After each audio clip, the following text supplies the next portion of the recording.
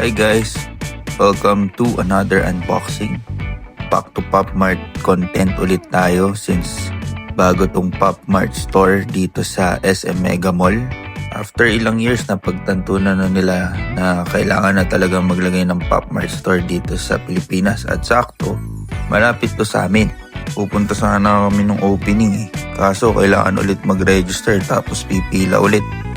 Trentahin na kami kaya mas minabuti na lang namin na magintay ng wala talagang tao. Kaya ayan, wala na rin kami naabutan. Wala na tong demo na magaganda, wala na rin tinda na Erono.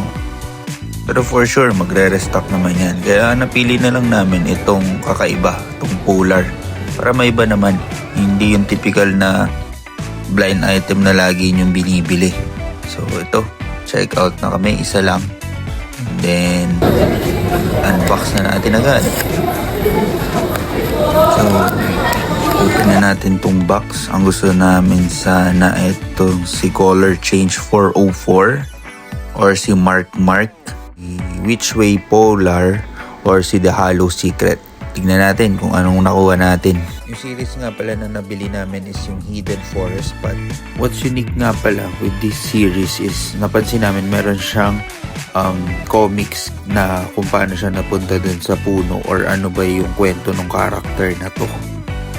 So, let's unseal the foil para makita natin agad yung character na Hollow Secret. Ayan, so may ibon siya dun sa ulo and then nabubuksan yung kanyang katawan.